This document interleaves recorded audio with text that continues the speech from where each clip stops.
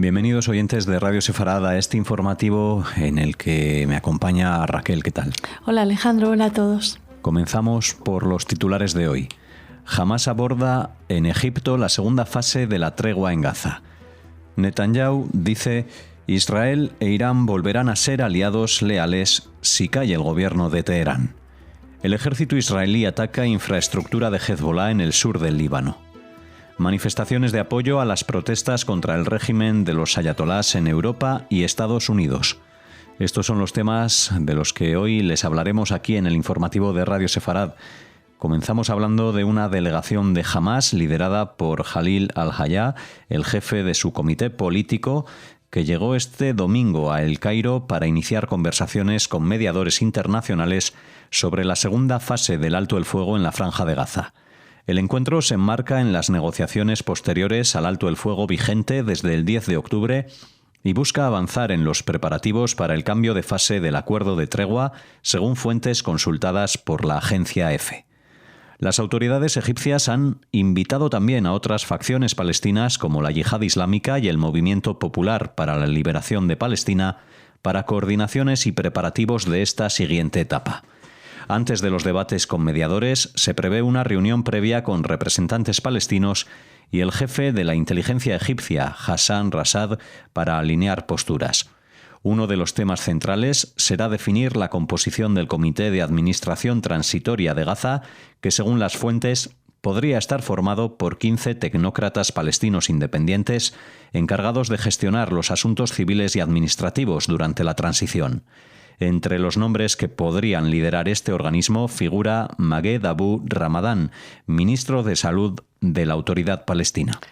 El avance a la segunda fase aún depende de la entrega del cuerpo del último rehén, aún en poder de los terroristas Rangevili, requisito, como saben, establecido en el acuerdo de alto el fuego para iniciar las siguientes etapas de implementación, incluida la reconstrucción y una paz más duradera en la región.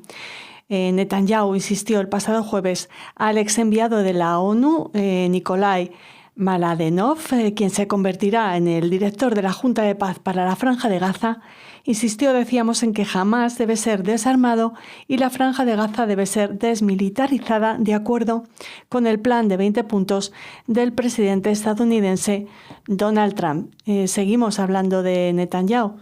Sí, hablamos del primer ministro de Israel. Afirmó este domingo que Israel e Irán podrían volver a ser aliados leales si las protestas populares que se extienden por Irán logran derrocar al actual régimen de los ayatolás.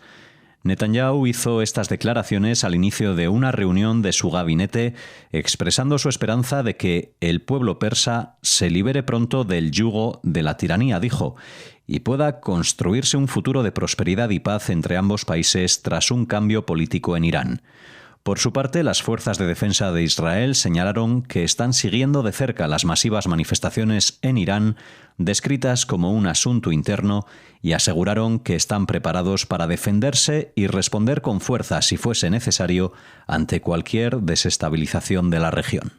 Netanyahu y otros líderes israelíes han mostrado su apoyo a los manifestantes y enfatizado desde siempre la distinción entre el pueblo iraní y las autoridades del régimen. En este contexto de creciente tensión regional, las declaraciones del primer ministro israelí subrayan esa postura de vigilancia que sostiene Israel y su preparación, la preparación defensiva de Israel frente a posibles amenazas desde Teherán.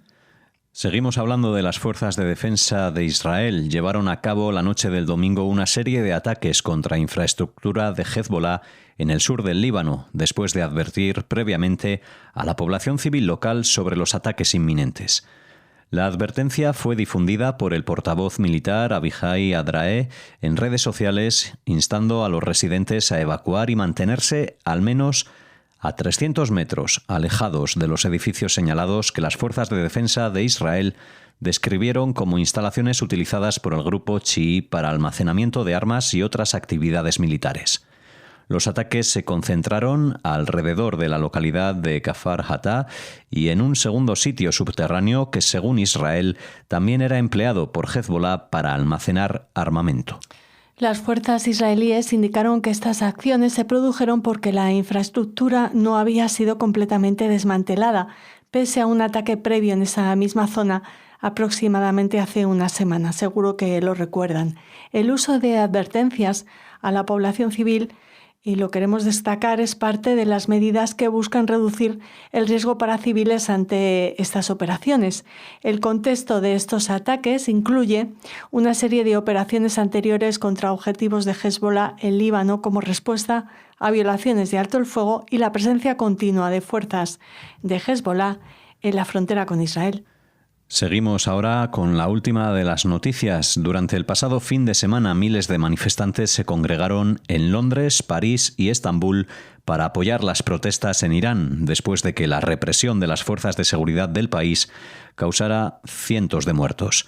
Las manifestaciones en Londres, inicialmente frente a la embajada iraní y posteriormente frente a la residencia del primer ministro británico, aumentaron a varios miles a medida que avanzaba el día. En París, más de 2.000 personas ondearon la bandera de Irán de antes de la Revolución Islámica de 1979, manifestándose al son de cánticos de no a la República Islámica terrorista. La policía no les permitió acercarse a la embajada iraní. En Estambul, manifestantes expresaron su apoyo a los iraníes bajo una lluvia constante. La policía acordonó el área frente al consulado iraní y se mantuvo a la multitud alejada de la misión diplomática.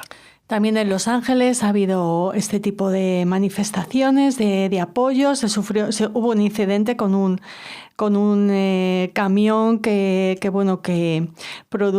atropelló aparte de la gente concentrada. Ha habido 2 heridos. En Barcelona también se han unido para protestar para animar a los manifestantes iraníes para protestar contra el régimen en las grandes capitales europeas.